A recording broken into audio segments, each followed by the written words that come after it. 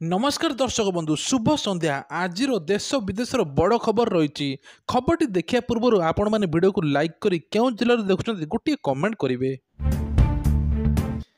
Traffic post रु हटिबो red light नगर उन्नयन मंत्री कृष्णचंद्र महापात्र एने सूचना देले। तेबे लोक आउ घंटा घंटा धरी ट्राफिक रे अपेक्षा करने को पड़ो नहीं एने सूचना देते नगर उन्नयन मंत्री कृष्णचंद्र महापात्र।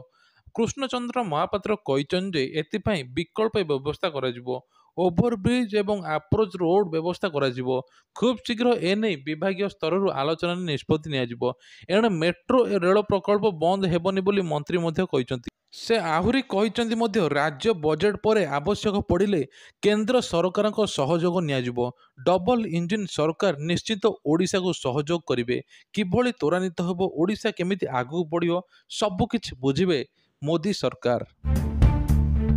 बीजेडी सांगठनिक संपादक तथा पूर्वतन विधायक प्रणव प्रकाश दास और बबी दास को सरकारी आलिशान बासभवन भंगा जाउता सूचना मिली किए भांगुची और कहीं भांगुची से नहीं कौन सूचना मिलना यही घरे विलासमय कोठरी रही जमापड़ी एठारे निजे प्रणव प्रकाश दास अंडरग्राउंड घर भी तोड़ी प्रणव प्रकाश दास से ही घर छाड़ी आउ से घरे कोटी कोटी टंकार इंटेरियर काम करते उक्त घर फाटक ताला पड़ा बेले भितर चली घर भंगा ए नहीं सरकारी कल बा प्रश्न कहीं चुप अच्छा से नहीं कौन प्रश्न उठिना एणे घटना प्रकट होगा उक्त घर आगे लोक भिड़ जमी कहीं एत बड़ घर भंगा जाउची आ सरकार क्वार्टर्स को करथिले आलिशान बंगला।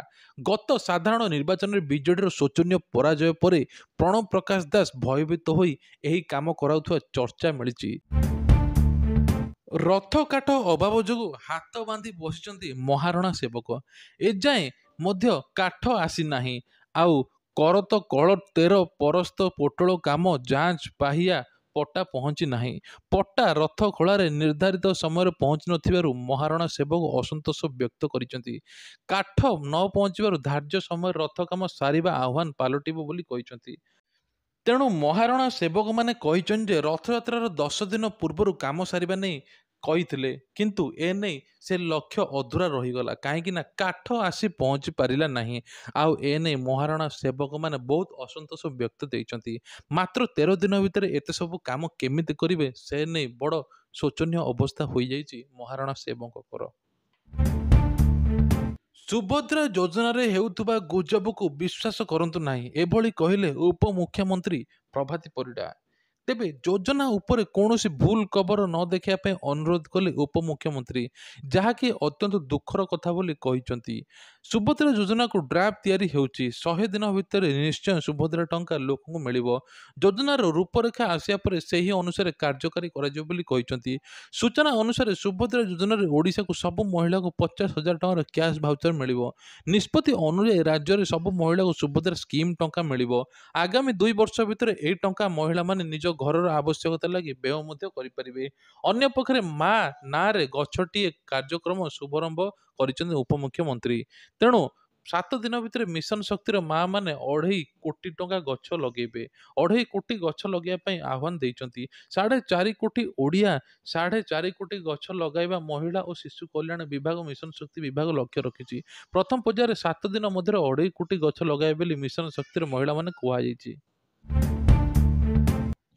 लक्ष्मी बस नहीं लोकों मन में द्वंद्व लोके कहते बस ना रहू कि न रहू किंतु सेवा जारी रहू उपात मालकानगिरी रे गरीब आदिवासी लोक यातायात आर्थिक उन्नति एवं राज्य रे बहुत शुभ पकाउची बहुत सेवा जोगाउची एही लक्ष्मी बस आ लक्ष्मी बस ना चेंज हो कि जहा हो किंतु एही सेवा जोगाउ बेली कहिसंती बासिंदा माने।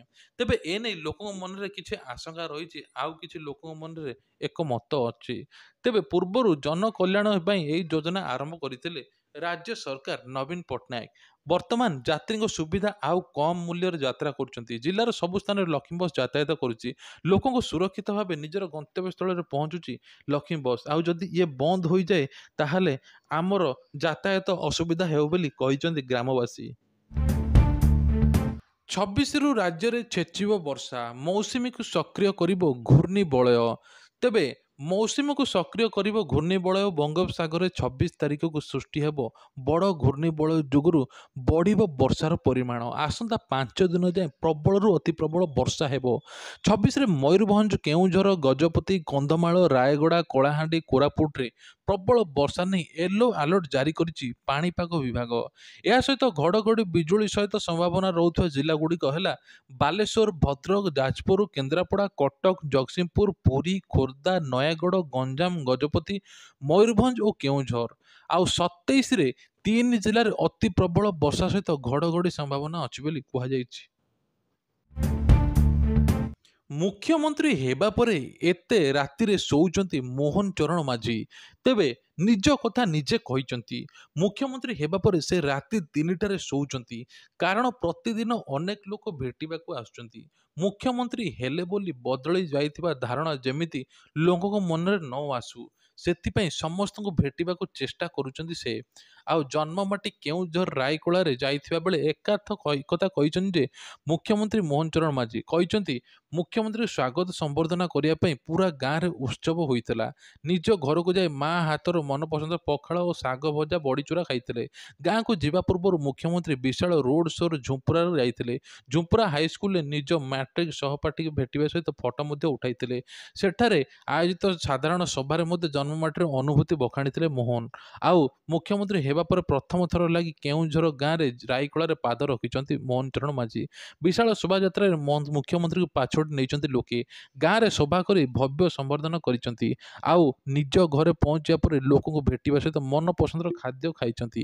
ସବୁଠୁ ଗୁରୁତ୍ୱପୂର୍ଣ୍ଣ କଥା ହେଲା ଯେ ଗାଁ ସଭାରେ ମୁଖ୍ୟମନ୍ତ୍ରୀ ମୋହନ ଚରଣ ମାଝୀ ସରପଞ୍ଚରୁ ମୁଖ୍ୟମନ୍ତ୍ରୀ ହେବା ପର୍ଯ୍ୟନ୍ତ ଦୀର୍ଘ 30 ବର୍ଷର ରାଜନୈତିକ ଯାତ୍ରା ସମ୍ପର୍କରେ ବଖାଣିଥିଲେ। ସେ କହିଛନ୍ତି ଯେ ମୁଖ୍ୟମନ୍ତ୍ରୀ ହେବା ପରେ ରାତି 3ଟାରେ ଶୋଉଛନ୍ତି। ଦିନେ ଦିନେ ଭୋର 5ଟା ହୋଇଯାଉଛି। ପ୍ରତିଦିନ ଲୋକମାନେ ଭେଟିବାକୁ ଆସୁଛନ୍ତି। ଦେଖା ନ କଲେ କାଳେ ସେମାନେ ମନ ଊଣା କରିବେ ବୋଲି ସେଥିପାଇଁ ସମୟ କାଢ଼ିକି ଚେଷ୍ଟା କରୁଛନ୍ତି ଭେଟିବା ପାଇଁ।